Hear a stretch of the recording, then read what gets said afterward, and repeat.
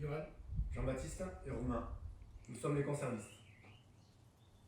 Je pense qu'on le porte tous sur nous, hein. L'amour du pâté. C'est simple, en voulant retrouver le goût du pâté de notre grand-mère et en voulant moderniser la conserve. On vit dans une région de bons produits, hein, et derrière ces produits, il y a des hommes et des femmes engagés. On les valoriser, c'est mettre en avant un savoir-faire traditionnel, un savoir-faire régional. Et en plus de ça, on a tissé quand même des liens étroits avec ces producteurs, donc en fait on est proche d'eux, mais ils sont également très proches de nous. Et cette proximité fait que on peut réduire notre empreinte carbone et c'est aussi important pour nous. Bien entendu, il faut savoir en fait que tous les animaux vivent en plein air et sont nourris avec les céréales qui poussent sur l'exploitation. Et après, notre démarche, elle dépasse le simple cadre du bien-être animal, parce qu'en fait, tous nos agriculteurs et nos fournisseurs sont engagés dans une démarche raisonnée et respectueuse de l'environnement dans son ensemble. Ça va jusqu'à notre logisticien qui emploie des personnes en situation de handicap. C'est Make Pâté Great Again, comme sur la casquette, c'est l'actualité en plus en ce moment.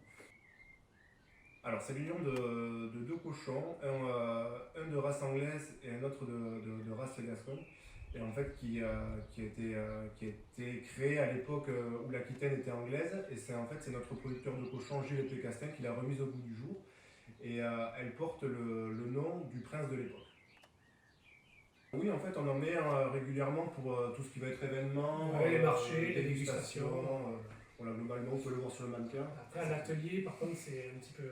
C'est un peu moins glamour, on va dire. Ouais. C'est plutôt Charlotte. Botte et blouse.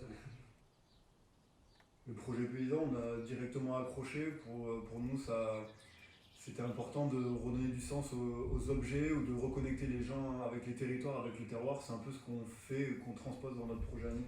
Et au final, les consommateurs, les producteurs, tout le monde, et les médias, tous, on est tous les maillons d'une même chaîne.